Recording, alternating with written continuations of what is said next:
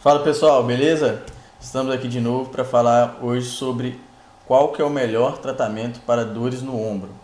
Então a gente vai abordar aí quais são as intervenções mais indicadas, o que deve ser feito, tudo com base na evidência científica, né, Julião? É isso aí. Então, pessoal, como a gente sempre fala, para saber o melhor tratamento para o ombro, é simplesmente tem que avaliar. Mas o que? Avaliou e a gente detectou disfunção, né, Vitor? Aí sim, aí a gente vai ser eficiente e efetivo naquilo que a pessoa está precisando. Então, como a gente já falou em outro vídeo, é muito importante saber de onde está vindo a alteração. Se é da cervical, se é da torácica, se é do próprio ombro, se é um estabilizador, se é um mobilizador, enfim, tem vários motivos. Então a gente vai começar falando, Vitor, né, de uma disfunção básica que é dessa alteração das capacidades. Isso. Né? Lembrando que a gente tem um vídeo aí falando quais são as principais causas de dor no ombro, que a gente vai deixar o link aqui, que está abordando justamente esses fatores que a gente falou aí. Exatamente.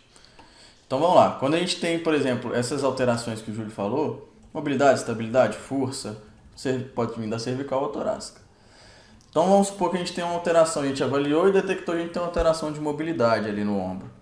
Ou seja, a movimentação do ombro de um lado provavelmente não está igual a do outro. Que a maior referência é o membro contralateral, não é isso, Vitor?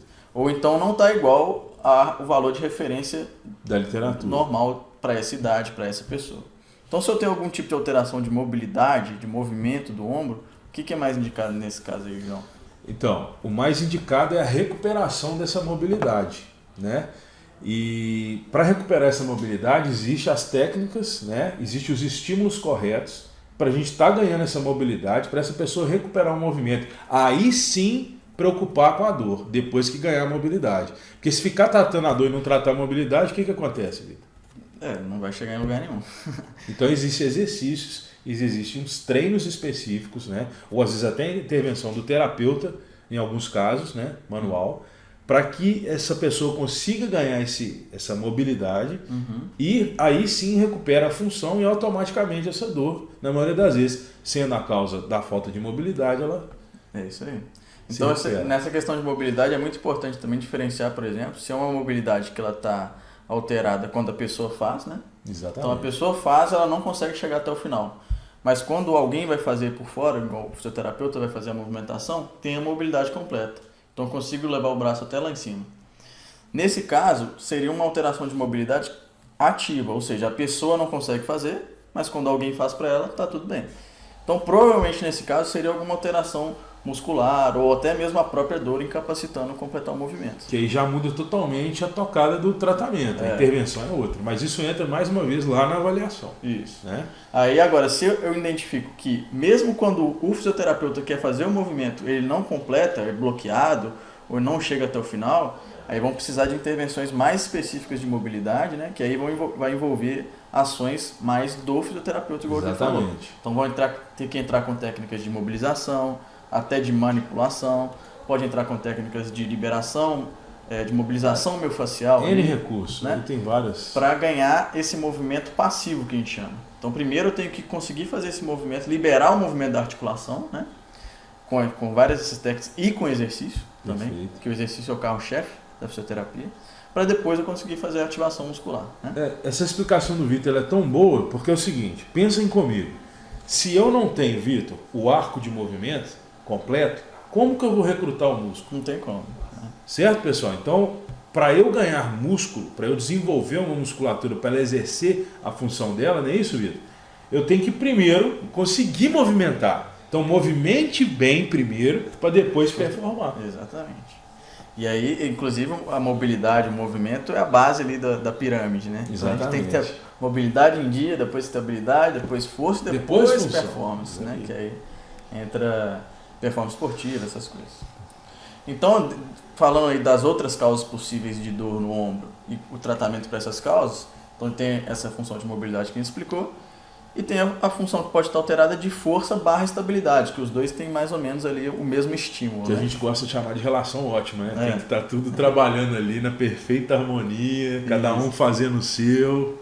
Então, se a gente faz a avaliação, identifica ali que a força muscular não está adequada, comparando um lado com o outro, ou a estabilidade não está adequada, nesse caso, o que vai ser mais indicado, João? Então, no caso não estando adequado, a gente tem que promover esse reequilíbrio, não é isso, Vitor? Exatamente. E aí existem várias formas de a gente conseguir fazer isso. Se detectar que não é algum estabilizador, primeiro que para você transferir energia e gerar força, né, Vitor, tem que ter uma superfície instável. Você já imaginou você gerar uma sobrecarga por pressão numa superfície instável? Vira lesão. Então, o primeiro passo, a gente vai conferir essa estabilidade. Então, existem os treinos específicos de estabilizadores de ombro, né? Que a gente vai fazer esse trabalho estimulando corretamente, da maneira correta, para gerar essa estabilização, para que ele possa estar estável e aí sim treinar a força e as capacidades. Por quê? Eu só posso gerar força se eu tenho estabilidade. Basicamente, esse é o tratamento que a gente executa para ser mais assertivo e pontual e devolver a função para a pessoa. É isso aí. E respeitando o quê? Cada fase da pirâmide que o Vitor citou. Primeiro eu tenho que conquistar uma coisa, porque isso é físico. Isso não é uma questão, é uma regra, uma receita de bolo. Isso é as leis da física e da natureza. Para você fazer o outro passo, você tem que estar com esse completo. Porque se ele não tiver, você vai ter problema. Então, conseguiu estabilizar esse ombro, ele está estável, ele está sustentando, aí eu vou gerar torque, eu vou gerar força, potência. Mas só vou desenvolver essa capacidade depois dele estar estável. Tá. É isso? Aí uma pergunta assim que surgiu aqui e que a pessoa pode fazer ali. Beleza, eu preciso estabilizar meu ombro então, né? Claro. Então eu vou colocar aquela ombreira ali que vai deixar ela estável. Então acaba que isso até é muito comum da gente receber, né, Vitor? É. Então o que acontece? Perfeito. Em relação à parte científica desse aspecto, a gente não vai ter tanta eficiência. Por quê? Acaba que isso acaba acontecendo muitas vezes o contrário. Tem a fase de usar isso? Pode ser que tenha sim, mas pensem comigo, se eu coloco essa faixa externa aí, essa, você até falou o nome, ombreira, né, para estabilizar meu ombro, é aquele famoso ditado, se eu tenho alguém fazendo, por que eu vou fazer? Então você está aumentando a instabilidade. No momento que você usa está estável, mas a hora que você tira, você vai estar muito instável. Essa musculatura não vai estar preparada para aquilo que você vai propor a ela. Então acaba piorando sua situação. Então não é recomendado uma estabilização externa a partir do momento que você precisa desenvolver essa musculatura, né, Vitor? De maneira ativa para que você possa executar a tarefa. Então usar ela num jogo que o cara está no meio do tratamento, ele precisa jogar, é uma coisa. Agora falar que só vai jogar com ela é outra história. Porque um dia que você for, às vezes, pegar uma coisa simples, né, no guarda-roupa, pode ocorrer uma luxação, enfim, até outras coisas. Mas esse músculo ele vai ficar preguiçoso, Vitor. Se alguém está fazendo o trabalho que ele tem que fazer, o corpo não vai gastar energia à toa. E parece simples isso, mas é uma pergunta muito comum de consultório, Vitor. Boa pergunta. Então, assim, é só para ficar claro que a estabilização e a força muscular, que o Júlio explicou muito bem, ela só vai ser alcançada e só vai ser adquirida com exercício. E com exercício específico para isso. Então não adianta você querer achar que você vai ficar com um ombro forte e estável deitado na maca. Deitado sem fazer movimento. Aí vem outra dica, né? Se o profissional está te tratando deitado só, tem uma coisa só errada. Com recurso passivo, tem a fase disso. A gente não está falando que não tem serventia. Mas para especificamente ganhar força e estabilidade, eu preciso treinar com exercícios físicos ativos que vão envolver contração muscular, que vão envolver carga, que vão envolver repetição. Perfeito. E esse tipo de estímulo, ele vai gerar até mesmo um desconforto, que é aquele desconforto muscular, que é igual quando você malha na academia, que fica aquele cansaço muscular. E quanto tempo dura isso? No máximo 2 dias, né? Então até 72 horas no máximo, que são 3 dias. Então, assim... E passa, né, Vitor? Isso, na verdade, é o que até o educador físico nosso brinca aqui, é a chama de sucesso.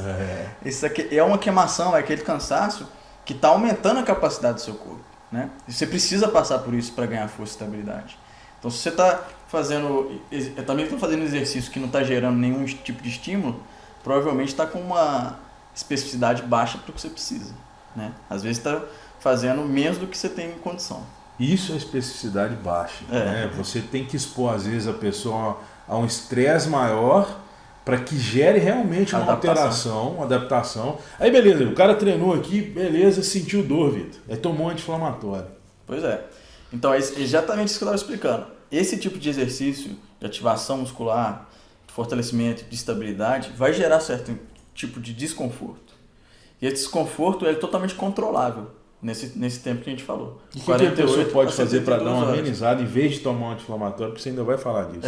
Então se a pessoa vem e toma um anti-inflamatório, ela vai estar mascarando a dor. Ela pode muitas vezes tirar, e o processo que eu gerei? Tirar o efeito adaptativo do exercício.